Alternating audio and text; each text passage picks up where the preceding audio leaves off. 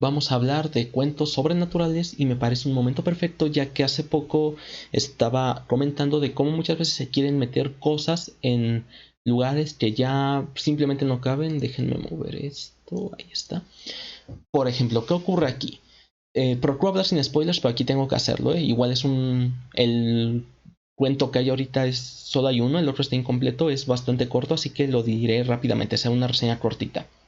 Habla sobre una chica que es descendiente de hombres lobo y se enamora de un ángel que la visitaba, pero es castigado por eso y lo destierran del cielo, pero no se va solo, se va junto con muchos ángeles que también creían en el amor. Y, y entonces se enfrentan a un hechizo, un maleficio que deben destruir con la diosa, con la ayuda de la diosa Luna. Y uno lee esto y dice, guau, no, ¿qué pasará? Ok, esto se ve interesante, a ver cómo resuelven esto, qué habrá entre ellos. Pues jamás lo sabremos. Con esto acabo de resumir los primeros dos, tres capítulos más o menos.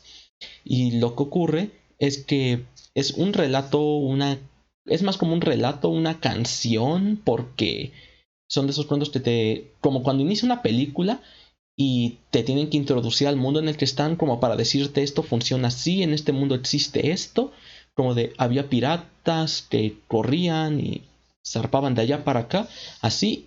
Y aquí los personajes no tienen ningún solo diálogo. La autora explica todo bastante comprimido, pero bastante comprimido. Y eso me hizo hacer un poquito de coraje, la verdad, porque esta historia, sus puntos positivos resulta es que se ve bastante original, se ve que la autora sabe narrar, sabe explicar, sabe contar cosas, tiene ese talento, esa habilidad para contártelas, pero no te las muestra jamás. Todo se limita a contarte entonces el ángel hizo esto, los hombres lobo eran esto, hay una diosa de acá, hay cielo, hay infierno, hay un maleficio que hace esto y cosas así.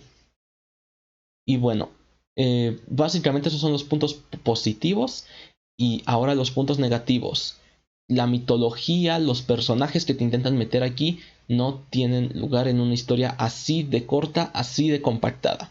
Se siente de verdad como una historia pesada, como si se hubiera tenido la idea, pero quisieran contarla, pero a la vez no, o de una forma desganada, como si estuvieran cargando un cadáver o algo así.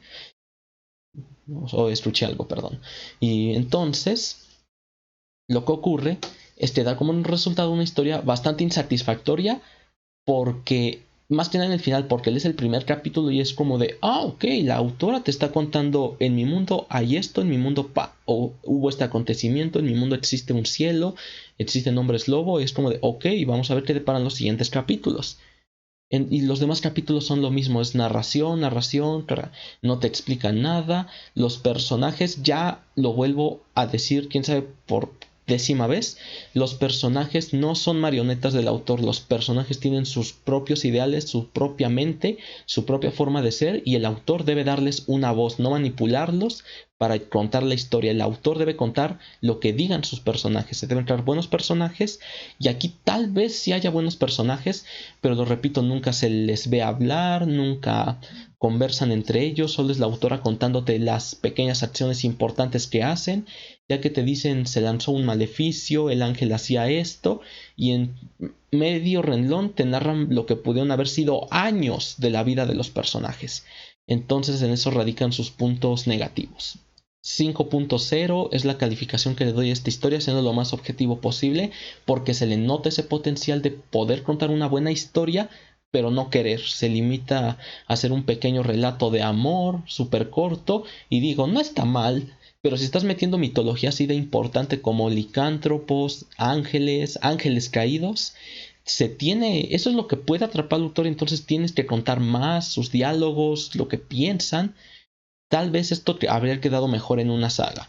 Lo repito, la autora tiene bastante talento para contar una historia, pero no tiene que liberarse más, tiene que aprender a escribir tal vez diálogos o hacer una narrativa más lenta, no así de compactada. Pero bueno, son cuentos, pero incluso en los cuentos debe haber esto, se debe conocer los personajes y tal. Y aquí no lo hay, lo repito, suena como un pequeño poema o una canción. Pero bueno, esa es solo mi opinión. Los comentarios están abiertos. Puedes dejar la tuya. Si gustas apoyar el contenido, suscríbete, dale like y comparte. Yo me despido y nos vemos luego.